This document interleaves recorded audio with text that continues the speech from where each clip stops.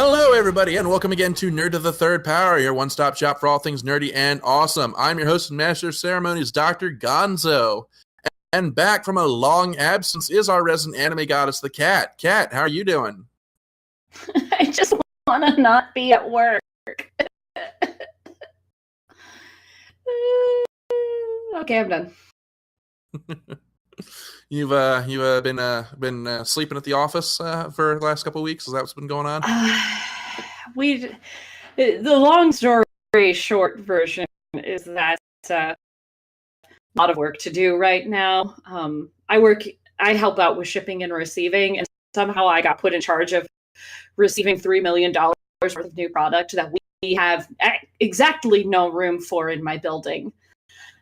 And so I have worked overtime for the last 8 weeks.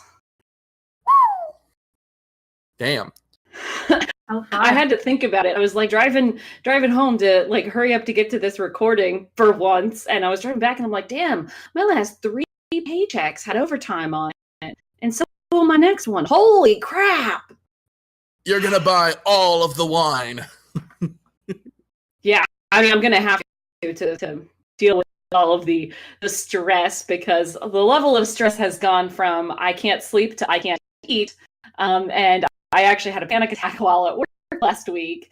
So my mental health has taken a small dip in the last month. I'm actually going away right now because we had this lovely 3-day weekend that I worked at least one day of. So I think I'm going to actually take a day off work and get a 3-day weekend this weekend. That's all my way of saying I'm slowly dying. Yeah, aren't we all? Aren't we all? Skyblaze, you've also had a busy last couple of weeks. How have you been?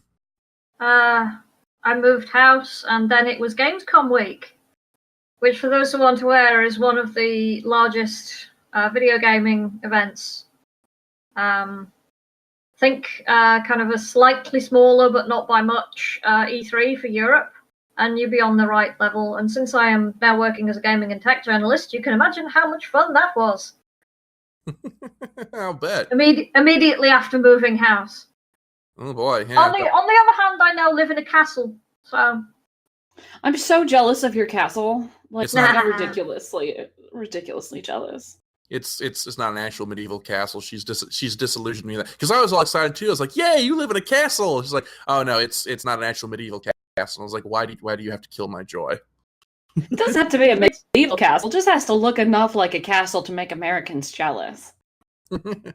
yeah, it was still built before the vast majority of your country existed, so I think it counts. All right, and Brian, you're still with us. Good to see that you're doing all right this week. How have you been? Well, I'm trapped at home because there's no gas in my goddamn city. There's a whole story behind that you can look up on the news. I'm too real bitter to talk about it. That's also one of the reasons why we've been really busy at work, and I was almost super late for this, was because everything is underwater, including some of our customers. Oh yeah, I've had a few of that too. I've got some clients for the company that I work for have offices that are currently underwater, so that's a fun conversation. Hey, we noticed that this device is down. Can you investigate it? Yeah, once we manage to dredge the water out of our offices. Okay, so I'll just put this in waiting client then. I had the wonderful wake up to hear that a chemical plant had explosions, and then realize it was one of our customers. Oh, okay, all right. Well, this is clearly becoming a contest to see who's had the worst week. So let's move on to our main Brian. show. It's still Brian, though. Let's move on to the rest of our show. We got a fun show tonight. We're going to be discussing Netflix's Marvel's Defenders, the giant Avengers style mashup of Jessica Jones, Luke Cage, Daredevil, and that fucking hipster. Danny Rand has to earn his name. his hoboness. Yep. Sorry, I thought that was really funny. But of course there is procedure to follow, so we are going to begin with the random topic of the week. And for anyone who's been following my Facebook for the last couple weeks will know that I've been going nonstop about two things. One, the new season of Rick and Morty, which is just absolute genius. And the other is that Terminator 2 Judgment Day got a brief return to theaters in 3D. And because, T2 is just one of my absolute favorite movies, I said to my girlfriend, look, we have to go see this in theaters. I don't care what I have to do to get you to come with me to this. We just have to see this. And we went to go see it, and you get to the end of the movie where Arnold's all, I cannot self-terminate, and I'm in the chair, and I've just got tears streaming down my face, just full on bitch crying. My girlfriend's just looking at me like going, really? You've seen this movie like 100 times? And I was like, yes, but it's still sad. And Terminator 2 to me is one of those movies where, like, yeah, I've seen it 1,000 times. I know the story backwards and forwards. You give me enough time, I could recite to you the script from memory. But every time I see it, it still feels like the very first time. It's still, it's one of those movies to me that when people talk about movie magic, this is the kind of movie they're talking about. So I just kind of want to put the question to you guys and ask you, what's a movie, and we'll expand it to things like comic books, anime shows, what have you, where you may have seen it or read it a million times, know it backwards and forwards, have the author's autograph. That one will probably be Skyblaze. But every time you immerse yourself in it, it's like the first time you've ever seen it. So, Kat, why don't we start with you? What's a movie magic movie for you? I'd probably have to say Lord of the Rings, which I have really seen like a million times.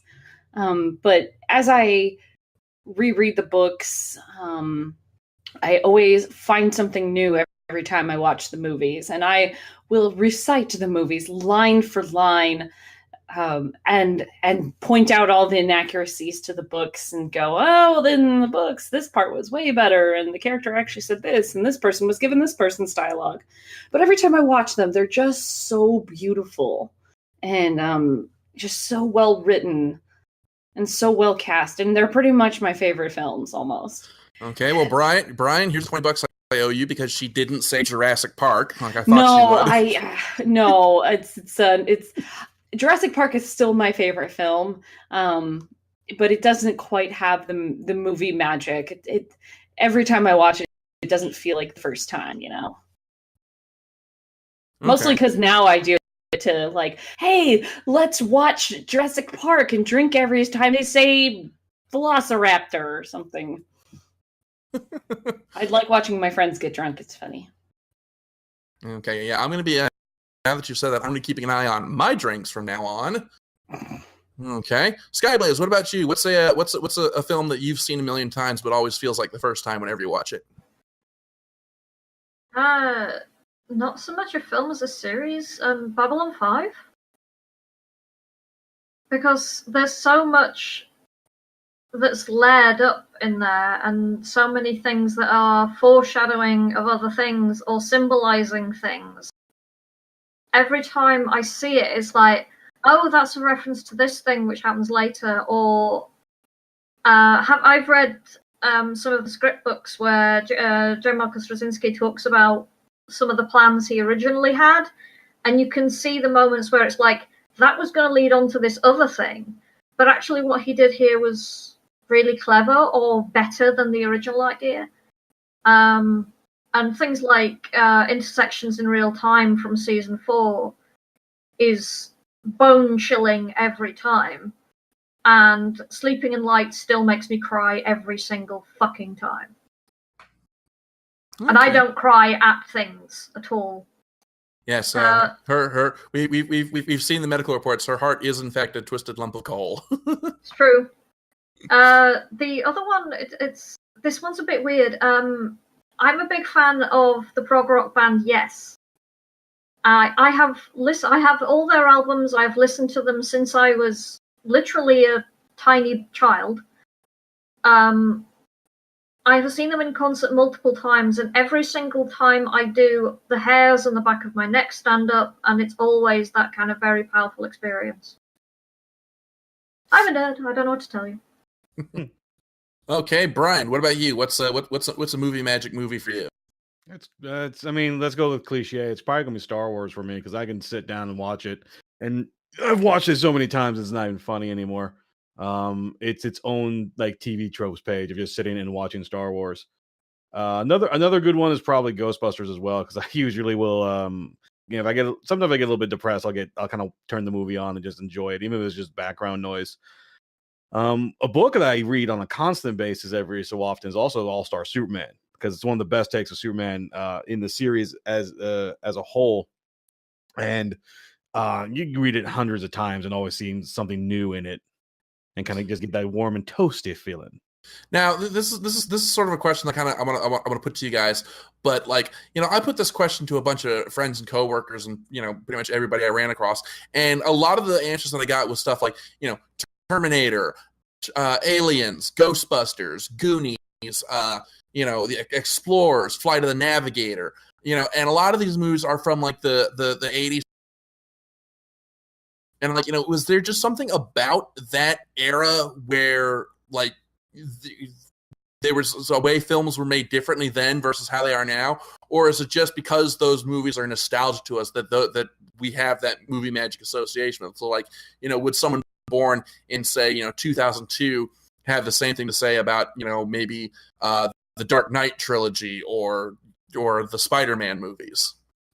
There just is a case of a generational gap. Not gap, but generational wise, yes. So when you're talking to a lot of people, it's kind of close to my age who did have those movies, and the ones that you rented several hundred times when Blockbuster still existed, you're going to get that. And I think you'll see more people start and not only that, it's so talked about now in media that even younger generations now go out and seek those films. So like, it just sort of keeps them going and keeps it keeps it in the popular consciousness. Okay, anybody? I think Brian's mostly wrapped that one up for him. And the end. Because the only answer I got that was kind of outside. I've got a film professor that I'm still friends with on Facebook who he swears up and down that the 1930s King Kong's the greatest film ever made. So it's because it's like I mentioned with Terminator 2. Every time he sees it, it's like the first time he's ever seen it. So but anyway, so now we put the question to you guys, our listeners. Sound off in the comments. What's a movie that you've seen a million times, but it every time you watch it, it feels like the first time to you? What's your movie magic movie? So go ahead and sound off in the comments or in the emails, and let's hear from you. And so next up on the chopping block is our favorite segment, the Ask a Geek. And as at this point, Skyblaze, I ask you to direct your attention to the large pile of mailbags there behind your chair. Those are all for you, and those are all the emails and letters that we've gotten asking you what you think about Sonic Mania. How did I know that was coming?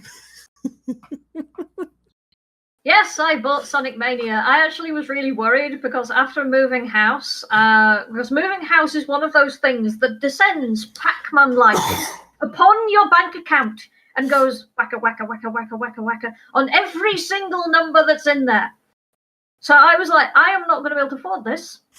And then I discovered the sneaky £10. I was like, ah ha ha, you shall be mine. So yeah, I have this image now of a little sentient £10 note just kind of hiding behind your bed. Like, I hope she doesn't see me. It kind of felt like that, actually. It was actually in my PayPal account. I was like, I was checking my PayPal account for something else. I was like, that's a £10. Rushes to my PlayStation, mine. But yeah, because it was Gamescom week, it was really hard to find enough time to play it, but eventually I did. It is great. Huge props to Christian Whitehead and Headcanon and the artists for, well, basically Christian Whitehead recreated the entire game engine for the original Sonic games to do this game. God damn, dude. You did a good job. The joke that me and a buddy of mine have is that Sonic Mania is Sega's version of Nintendo Mario Maker, where they looked at the fans and said, all right, if you're so fucking smart, you build a game. That's more or less what happened. Do you know this story? I covered this on my my Radio Sega show a few weeks ago. Are you aware of Sonic the Hedgehog Genesis? The really terrible Nintendo Game Boy Advance port of the original game that was released the same year in 2006, the same year as Sonic 06. I have vague memories. The only Sonic games I really remember Game Boy Advance were the Advance trilogy. Yeah. As God intended. Yeah, which brings up a point. The team who were making Sonic Genesis were given bugger all time to actually make the damn thing in. So what they ended up doing, because they had no time and most of the original code for the old games was gone, or unable to be located at least, what they ended up doing was taking the level maps from the original game and trying to jam them into the Sonic Advance engine, which was not in any way designed to handle data that's are from level maps that are that large. So what they ended up with was a huge amount of slowdown and a lot of bugs that were never in the original titles, music that sounded fucking awful because they didn't have time to program it properly.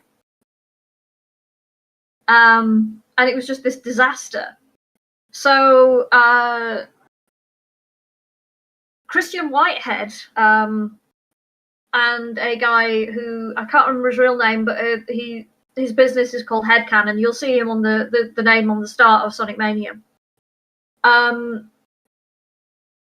Produced a 2-level proof of concept version of a port of Sonic 1 to the Game Boy Advance to say, for God's sake, this is how you fucking do it.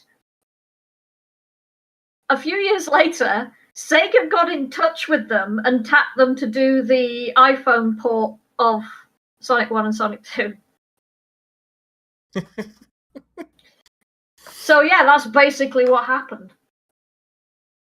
Okay, all right, but as for the game itself, you're enjoying it? It's excellent. I mean, some of the bosses are absolute gits. It took so many Metal Sonic. It took so many bloody tries for me to get that right. Yeah, we were discussing this before the show, how the bosses are kind of the one kind of fly in the ointment because a lot of them are really cheap. But then you get two that are just absolute gold mines. The first is I think the Chemical Plant Zone Act 2 boss, which is basically you're playing Robotnik in a game of Mean Bean Machine. Yeah, which I'd never played before, so I had no idea how to handle this.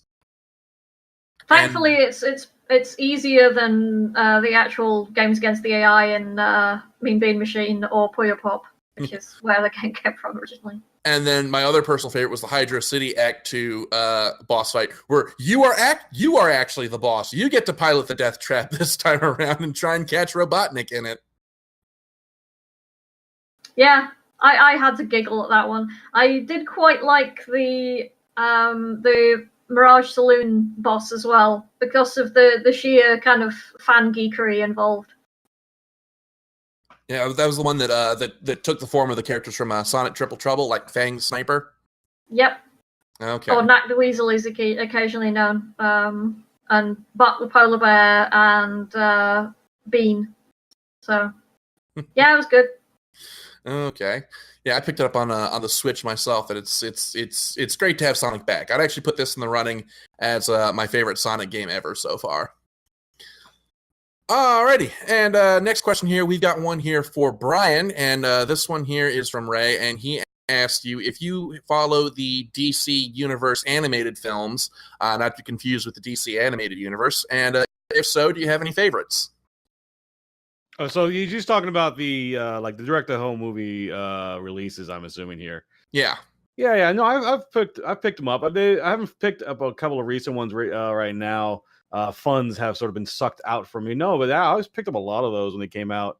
They started out a little on the weak side, but got really better. One of my favorite ones is probably either New Frontier, because it's based off of Darwin Cook's New Frontier, which is just a good story in general. So to see that animated is always fun. I wish it was a bit extended a little bit more, because then they had, unfortunately, a lot of the main issues with these movies that they had to cut stuff down to sort of fit that time frame that they wanted to go for. And then I believe, like, I kind of like the Green Lantern First Flight one because it was more of an anthology series, and they also had to bring in They did an adaptation of I want to call him Mongo, the Living Planet, and they had Roddy Piper playing Alien in that like little short film, and I kind of chuckled at that a lot. Mogo, I think, yeah, I call him Mongo. Mogo. I'm tired. Yeah, I am tired. Mongo is it's been something a long completely different. Yeah, Mongo is going to lose Mogo the Living Planet because he doesn't socialize. So they did like an adaptation of that little story, and I just I grinned ear to ear for it. So yeah, those are really good. The Wonder Woman one is actually, they just re-released the Wonder Woman one in Blu-ray. I would definitely say if people haven't picked that one up, definitely go out and pick that one up. Because they kind of re-released that when the movie came out, and I forgot to mention that earlier because that one's their like hidden gem because it's one of their absolute best ones that unfortunately not many people saw it when they really should have. I'll tell you one that gave me a criminally underrated combination of character and actor, and that was Under the Red Hood with John DiMaggio as the Joker. Like, that was an inspired casting, and I would love to if Mark Hamill ever retires from the Joker, I would love to see John DiMaggio pick up the white makeup for the Joker. Yeah, I didn't like that casting at all. Sorry. So, I was not impressed. I thought it was great. Each to their own, dude. All right. And let's see. Kat, let's see. I had one here for you. Here we go. Here's one for you, Kat. And this one is from Danny. And he asks you, if you could be a member of any Game of Thrones royal house, which one would it be? Oh, man. Can be a member of any... She's trying to think about which one has the people that tend to live the longest on average. I know. I'm also thinking the differences between like the books versus the show, because there are stark differences, you might say. Because Dorne would be a really cool place to live in the books versus the show, where like the whole Dorne plotline was just really butchered. And so, like, being a Martell might be pretty cool because they're pretty liberal and they just want to run around and have fun. But the Starks are doing pretty well for themselves in terms of living a long time. Depends, really. Yeah. But I don't think I could live in Winterfell because it's just so cold.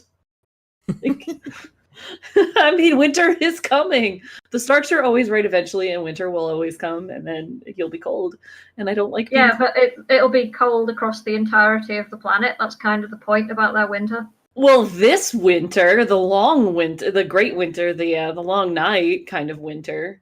Not all winters are like that.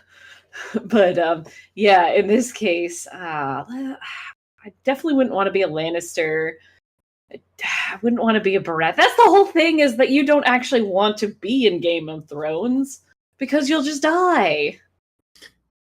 Unless you wear plot armor, and even then. Yeah, it's kind of like following UFC. Yeah, it's cool to watch, but there's no way on God's green earth I'm stepping in that ring. Yeah, like the Hunger Games. You're like, you know what? I'm fine just being a spectator. I think I'd want to be in House Tyrell because I'd get Olenna as a grandmother. Yeah, that's true. Tyrell and Highgarden is very beautiful, and they're very wealthy, and up until season 7, they're actually in decent shape. In the books, they're better off, and so, yeah, being a Tyrell would be pretty sweet, especially having sassy Grandmama Tyrell, the Queen of Shade. I know, right? Oh my god. It's such a shame that all of the best dialogue is concentrated in one character. I saw a really awesome cosplay. This like Dragon Con. Yeah, the fantastic old lady in the wheelchair with the sign dressed as Olenna Tyrell with the sign saying it was me. with the pixelated looking sunglasses. I was like, ha. Damn. I could be a Tyrell. That would be fun. I have to get good at sewing golden roses and stuff, but that's okay. Alrighty, okay. And that's about all the Ask a Geek questions that we have for this week. Thank you as always for sending them in. As always, you can to us through the email at drgonzo@nerdofthethird.power.com. Or you can drop us a line on the comments beneath the feed. We do occasionally troll through the YouTube comments looking for Ask a Geek questions, so go ahead and get those questions in. You might get it right off the air. All right, and now we've had our vegetables, comes the meat of this episode, and that is The Defenders, the new Netflix series mashing together pretty much all of the Marvel characters that Netflix has exclusive rights to all together into one show, minus Frank Castle, which is, kind of what would have drawn me in, but, we'll get into that a little later. So yeah, we've had a chance to look over the first episode to see what Netflix has been building up to. And while I haven't personally had a chance to look at it myself, Brian and Kat both had a chance to watch it. So guys, what are your general thoughts on The Defenders? I really enjoyed The Defenders. I had been pretty hyped because of the trailers and finally getting to see everybody interact with one another, which is something, when you've been watching all these shows individually, you're kind of screaming for the crossover. You're going, when the hell is this character going to meet that character? Because obviously, if you've watched all the Defender shows, there is one character, Claire Temple, who is essentially kind of the night nurse. And she is in all of the series and knows all of the characters. And we've just been sort of waiting for her to bring them all together. So I have to ask, they have that moment where it's like, wait, you know Claire? I know Claire. How did you meet Claire? And then they all just kind of geek out of the fact they all know Claire. Oh, hey! Claire's my bestest bestie. It was really like, Claire calls people up and goes, you two need to get into a room together and just talk, because you two can help each other. But I don't think they ever really, throughout the show, talked about how Matt knew Claire. And I thought it would have been really awkward if they had tried to bring it up, because, spoiler alert, Matt and Claire had been in a relationship, but Claire was currently in a relationship with Luke, and I'm really glad that they didn't try and bring it up a lot, because I really felt like it would have added unnecessary drama, and it had quite enough drama as it was. Well, they need to save something for season 2. Right. So season 2 will be all of the emotional drama instead of action. Okay, Brian, what about you? What did you think of The Defenders? So I enjoyed it. Coming a bit from the disappointment I was with Iron Fist, so I was like, oh, how is this going to play out? And then turns out, really, I had nothing too much to worry about, because I enjoyed what was sort of presented to me. And, the action was a definite improvement over the series. I have some issues with pacing and storylines, but the general feel I got to when I was finishing the show was, no, this is a good show. It came together, there are times when they kind of came together where I felt like came more naturally. They just wasn't, hey, we're all here now and we're going to fight together. No, there was a bit more of a build up to that, and I enjoyed that build up to it. A little bit after that, that's when I have my problems. But other than that, everything seemed to be going well. Sigourney Weaver was a catch. Bringing her into the series as the main villain, I think, was definitely one of the best moves they've ever done in terms of casting. I can't believe they could afford her. I'm wondering if she took a pay cut because she just wanted to do it. Me too, because she kind of does that. Sometimes she'll work on what you might consider not really Sigourney things. In either voice work or, just kind of getting in some stuff I would call nerd stuff. And this is one of those things where I'm like, I can't believe I get to watch Sigourney fucking Weaver in this superhero show. It made me so happy, because she's such a gem. She really is. Okay, well, I guess that brings us to characters and casting. So before you go launch the Sigourney Weaver, I have to ask a question, and that's about Danny Rand. Listeners who listen to our Iron Fist episode know that I abandoned the series after 30 minutes because Danny Rand was just the ultimate hipster douchebag. I believe my exact words were that he was the type of person that I would go to downtown Baltimore to knock the teeth out of. Is he still that person in this series? He's better. I still have some issues, but it's just because, unfortunately, I'm not the biggest fan of the actor after Iron Fist. So it's kind of just you're still here for contractual obligations. He's tainted with original sin. Yeah, but they wrote him a little better here. There was still a stupid moment he had that I was like, oh my god. But then I think they knew it was stupid because they wrote the stupid moment before the big fight scene. So you're like, oh, this is you're such being an idiot. Oh, hey, everyone's fighting, so I forgot about what was going on. and in Danny's defense, kind of everybody had a couple of stupid moments. Like Daredevil had a couple of stupid moments where I'm like, really, Matt, really? Yeah. But so he's better. They explored a little bit more of the mysticism behind Iron Fist in the show, which is odd because it wasn't his show. Because they sort of ignored it in his series until like kind of the end of it, or it just didn't make any sense. So he's better. In retrospect, I wonder if the reason why Iron Fist felt a little more empty and not quite complete with enough information about Danny was because they were going to use it in Defenders. Like if they had an outline for Defenders that said, this is all the stuff we're going to cover in our show, so you can't have that in Iron Fist. And then the writers of Iron Fist was like, well, damn it, you've taken all the good stuff. They didn't take all the good stuff, but she does bring up a point I didn't think about. And I don't know if that's true. I'm just genuinely curious now if that might have been the circumstance of why. I mean, there was multiple reasons why Iron Fist fell so flat. And I try not to blame the actor because really that falls on the director and the writing. And I felt that Danny Rand was a much better character in Iron Fist or in Defenders because he wasn't carrying the whole show by himself. It wasn't as hyper focused on him and his drama. So it made him an easier pill to swallow when he can bounce off of Luke Cage. And really, like, these are two very, very polar opposite characters. And they can just call each other out on the bullshit. Right. And it goes back to kind of like, because I like a lot of obscure characters and like side characters. And it sucks because sometimes a side character doesn't have the weight to lift his own project. But if they're in an ensemble, they seem to just work out fantastically. Mm-hmm. So there is that. I mean, and though the Luke Cage's relationship with Danny Rand and Iron Fist, like I was kind of glad they were animosity towards each other at first, only because it helped. Like because the whole thing with those, everyone knows that they're the heroes for hire later on down the line. You know, they become pretty good friends. I didn't like, and I was worried like they're going to show up and they be, you know, hey, we're besties already. It's like no, because your characters are from two complete different starting points, and they mention that, and they sort of have to build on that relationship. So that was one of the better things I felt about the show. Is it wasn't a rush of like we're besties now, yay. It was like no, I don't like you right now. It's like, well, I don't like you. I like you a lot less. Fine.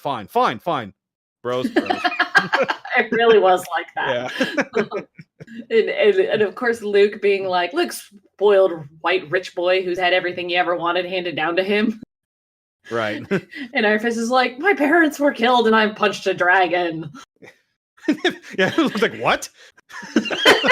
Wait, so like a real dragon? Their interactions were just so gold.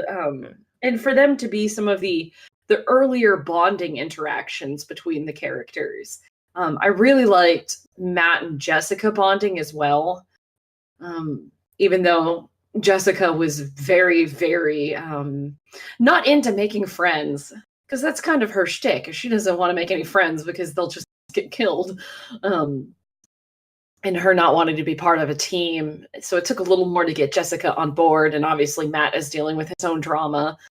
So it really, like, the foundation of the team was kind of Luke and Danny.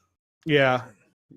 So once you sort of started sort of building that up a bit, because at this point Daredevil had like, he wasn't Daredevil. He was just Matt doing just lawyer work. And then eventually he got the costume back on. He was the only one in costume I thought was kind of funny. That's true. Yeah. Okay.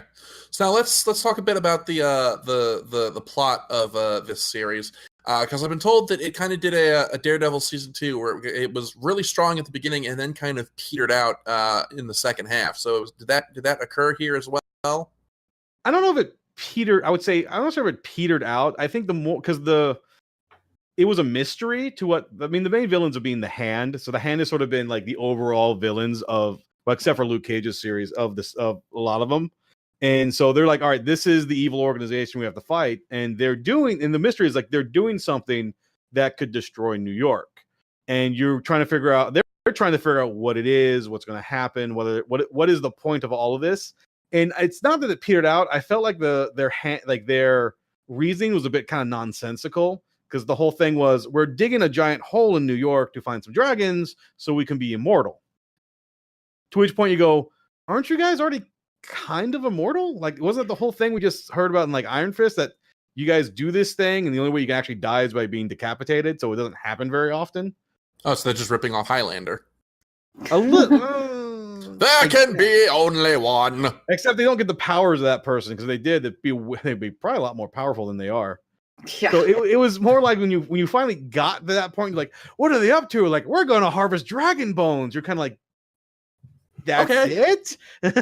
Well, part of it was so that they could go home. So that they could. There was that. They were all denizens of Kunlun at some point in time, and they all left, and they were trying to get home. And I'm like, I totally respect that as a goal, but it felt really inconsistent with everything that had been built up in the other series, because they were so sinister and so powerful, and a whole organization that's built on getting like 5 people back to Kunlun seems kind of going overboard. It seemed really inconsistent with their characterizations, especially in Daredevil.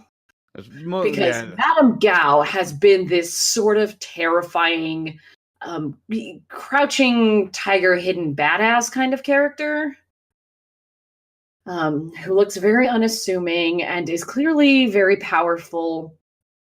And for that to be her story, like, I got chills when Madame Gao, was being super polite to Sigourney Weaver in like the first or second episode, because Madame Gao she's like the longest standing villain right now who has been engaged for this long.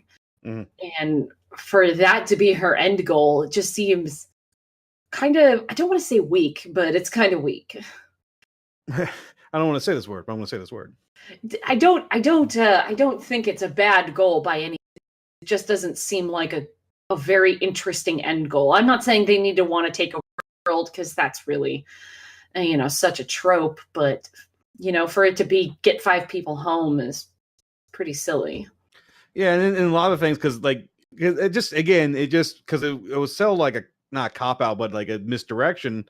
When everyone's like, when Stick, shows back up and he's just talking about like, they've done this to all these other like cities, is like they've done it to Pompeii. They've done like, so you're thinking there's something like real big involved with it, and then you find out, yes, it's just this. You're right. It does feel definitely weak towards the end, and that's where I feel like the only real negative. And like the Hand also had an amazing lack of ninjas for one, but two, like it's. I don't know. They've been sort of the weaknesses of these series so far. Whenever they sort of been getting involved, just maybe they just couldn't figure out another villain to use. And like I felt bad, like because now you set up Kingpin to be such a huge, big deal. So I thought he might have been involved somehow later on. Like, but he's not. He's off where doing something else.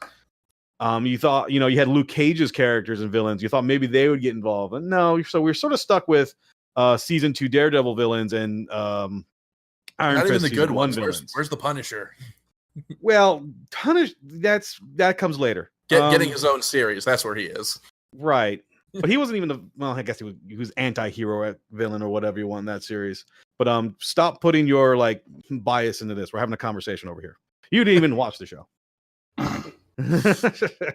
Not everything could be Punisher. You just can't add Punisher and it's automatically better. I don't know. Oh, I do know. I read a lot.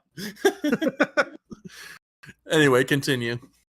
I mean, that was just sort of. I was sort of getting at. I was just sort of agreeing that was sort of the weakness of the series is the villains. So, what was the so? Damn, I completely forgot what I was about to say. Haha! I've confused him. Because I was about to ask what the general plot of the series was, but you've already discussed that. Yeah. Okay. So what are some things that the series didn't do that you would have liked to have seen done? Well, Punisher. Punisher. Stop adding Punisher and everything. I'm anti-Punisher for some unknown reason. Only because it drives Gonzo crazy. That's the reason. So one of the things I did like, I wouldn't say they wouldn't have done. I mean, honestly, yes, we could have used more ninjas. The Hands is a ninja organization, so I demand more ninjas, not just dudes in bandanas. Well, I mean, ninjas just improve everything. Fact. Right, but one of the things I will say they did do better is they got their action scenes better down. There's better choreography. There's better direction, except for maybe sort of close to the final fight when it's in the darkness of the caves. But like they have, the staple of these series, or the staple of a lot of series is like, all right, we time to do a long hallway fight. Here comes the long hallway fights. But again, it's like, yeah, that's sort of the staple of it, and it was one of the better ones of it. Everyone had their own chance and time to shine with everything. I would have liked more. I still want Danny to get himself into costume, or he's into a costume that's not just, as you mentioned, hobo. But other than that, I wouldn't mind like a little bit more. I mean, I was very concerned about all the side characters meeting too. But you had Misty Knight showing up, which is awesome, and then you had her, and they're setting up her for like Luke Cage season 2. So another thing they did I thought was really nice was, obviously there's going to be new seasons coming out. A lot of these shows, either a second season or a third season. So yeah, you're going to get setups for that. But at no time did the setups feel forced through. It felt very natural of, this is what has happened to this character. And you go, ooh, I want to see how that progresses in that series. Or, ooh, I can't wait to see where this goes, kind of a deal. It wasn't a moment that you had to stop going, I get it, you have a new season coming out. That was something they did, I thought, for the most part, they did very well. But I was still, I don't know, I was like a better villain, I feel like, at this point. We need to kind of move away from the Hand. Okay. Kat, what about you? Something the series didn't do that you would like to have seen happen? I don't know. I mean, I was overall pretty happy. I guess I wanted to see Elektra come around fully. From bad guy back to anti-hero instead of just being a bad guy. Yeah, well, that is a curious thing. So maybe again, that could be coming up later with Daredevil Reborn arc.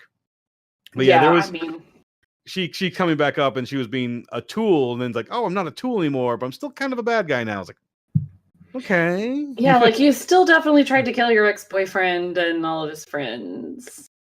Well, truth be told, I think like she has no relationship with the friends. She's going to kill them probably no matter what, even if she was an anti-hero. Yeah. Because that's what ninjas do. But yeah, I was kind of waiting for it to come around, for her to come realize she needs to work with them against the rest of the Hand, and then that didn't end up being the way it went. She was kind of the last boss. Right. I'm like, that's not what I expected. Yeah, on the elevator level. Yeah. It really was like that. It was like the last dungeon. Every beat 'em up has an elevator level. It's just common knowledge. And this show, if you could take this show, this could be very much a side-scrolling beat 'em up in terms of video games. Maybe that's what they're trying to do. They're trying to make Streets of Rage. But they couldn't get the license. They couldn't get the license, but they had Marvel characters. Alrighty. So now the question becomes, which character is supposed to be Matt Hager? Oh, Luke Cage. All right. Okay. So it's pretty obvious that this is going to be getting a season 2. So what is something that you'd like to see happen in season 2, or where do you think that they're going to go with this? Well, I don't know if there's going to get a season 2, to be honest with you, because so you had the first, like, this is definitely like Netflix Avengers. You had all the individual characters sort of getting their own series, setting them all up, and then they're all finally meeting. So this is where your boy, the Punisher, comes into play, because they're obviously going to do a Punisher series after this. I'm so excited! There is an end credit scene, that's basically a trailer for the show. So now the question becomes, all right, are they going to add him to the next sort of setup of the series of the Defenders? Or are they going to get other characters and then they're going to have a crossover? So like the second phase of this is unknown at the moment. It might get a second season where it might be then the Defenders versus the Punisher, or something along that lines. Who knows? I'd pay to see that. I'll tell you one thing. I hope they don't do. I hope they don't do Frank Castle, the Punisher, joining the Defenders, because Frank Castle does not play well with others. Well, it's going to be sort of hard when they're all like, all right, we're going to defend New York. And he goes, I got this. He pushes a button, like claymores go off. They're like, what the fuck, dude?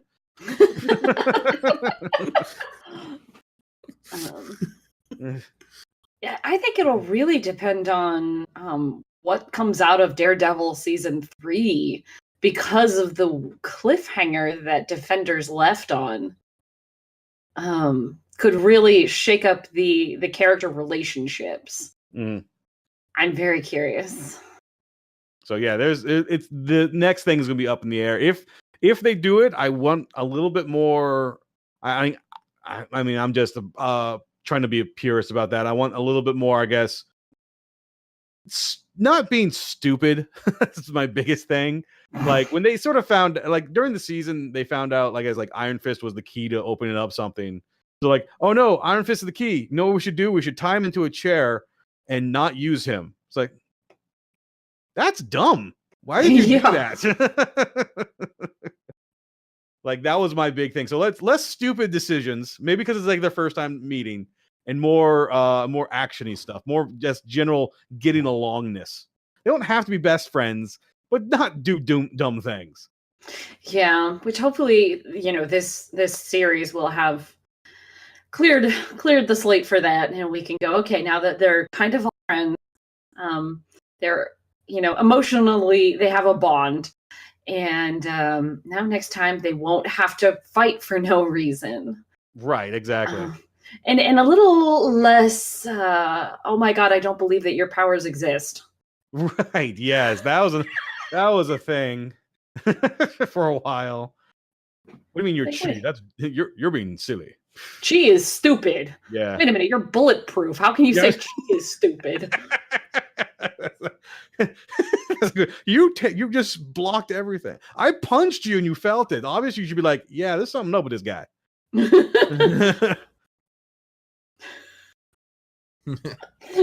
just thinking about all the great blind puns and jokes that were being made about poor Matt. Oh no. Yeah, and if Matt could get his shit together with his friends and not have fucking emotional drama from his own show bleeding into the Defenders, that would be swell. But as Brian will back me up, half of what makes Daredevil who he is emotional drama. Yeah, but his emotional drama shouldn't be everyone's problem. Yeah, that's his problem. Then they need to not be Daredevil's friends, because you can't avoid the drama as long as you know the man. He's that Daredevil is that friend who, like, he's a nice guy when he's having a good day and load of fun, but goddamn, like, it's impossible for you not to get sucked into his bullshit. I will say something I do want to see them more of is the first couple of episodes in terms of like cinematography was absolutely brilliant with their use of colors. Like, absolutely brilliant. Like, because each one had their own like color scheme, obviously, and very, very coolly, like when they would do like scene transitions, you kind of knew who was going to be coming up based on the colors around them. Like yellow for Luke Cage, purple for Jessica Jones, green for Iron Fist, and red for Daredevil. Like it lost a little bit as the series went on. They didn't get that as much, but like first couple of episodes was just looked beautiful. I kept thinking, because in the credits, when they are portraying them with colors, that Jessica's color looks a little more blue than purple. And if they went with the blue route, they just need one more person and they could form Voltron. And get the Punisher. Frank Castle flies the Black Lion. That's exactly. Somebody was like, well, I mean, the obvious choice for the Black Lion. Yeah, he's probably the least qualified person to have inside of Voltron. You want to talk about somebody who can't do teamwork, who should not be the head of anything. Oh, yeah, man. Maybe it is bluish. I might watch that again. I was just maybe I thought not, purple. Not in all scenes, but like definitely in some of the more the promo art and in the intro or outro or the intro, I guess it's a little more blue than purple, and I just kept going. These are Voltron's colors, and I can't unthink it. And can somebody please draw me some fan art of them in Voltron pilot suits, if not forming Voltron, please? That's almost what they're doing. They have to work together in harmony to form the Defenders. Okay, now I like this analogy where we're now going you're stretching it. In space. Defenders in space. Wait, he is the legendary defender. Holy shit, Cat, you've made a connection. You're welcome. Alrighty, okay, so we're running a bit long here, so it's time to start winding things down. So, what are your final thoughts on Defenders? Is it a worthy addition to the Marvel stable? So I'm so stuck on Legendary Defender now. Yes, I would say it is. It's an improvement over Iron Fist. It has issues, some pacing, stuff like that. But overall, I think it was a very good series. It's we waited, we were patient with it. I felt like we got what we wanted out of it, and we're now kind of looking towards the future with it. Okay, Kat, what about you? Final thoughts on Defenders? I thoroughly enjoyed it. For all of my gripes, I absolutely loved it. It really sucked me right back into this particular part of the Marvel universe. It definitely made me screaming for the next season of Daredevil with that goddamn cliffhanger. It made Danny Rand far more tolerable than his own show did, so we're hoping for the best for another season of that, because it's going to get another season. For good or for ill. Right, and I heard they were changing up directors and stuff, so it could actually get even better. Because I know, like, all the major complaints I hear are all about Danny Rand, and I get it, I really do. But I just don't care enough. I don't mind enough, and didn't enjoy it. I enjoyed Iron Fist for what it was, and I loved the Defenders, Danny Rand's and all. Danny Rand's and all. And I am just sitting here in the corner twiddling my thumbs and going, I can have Punisher now, please? For God's sakes, yes, he's coming. We get it. Holy shit. Not fast enough. It takes time to make a show. They have to be careful of their bullet budget. So they don't have to pull a Deadpool. Yeah. On the topic of budget, when the fuck are we going to see Danny punch a dragon? Like, are we not going to get I don't think we are going to get that. That makes me sad. I mean, I just want to see him punch a dragon, especially after watching all the Game of Thrones and seeing all the dragon budget in the whole of the world is poured into this show. And I'm like, damn it, I just want to see Danny do it. I just want to see Danny punch a dragon. See, Game of Thrones has HBO money. Defenders doesn't have that kind of Skrilla. Yeah, I mean, this is true, but still. They got 3 dragons. Surely Netflix can manage one. All right. And that's about all the time that we have for Nerd to the Third Power this week. Thank you as always for tuning in. We will see you next week. As always, I'm Dr. Gonzo. I'm the Cat. And I'm Brian. All right. We'll see you next week. Talk up, play us out.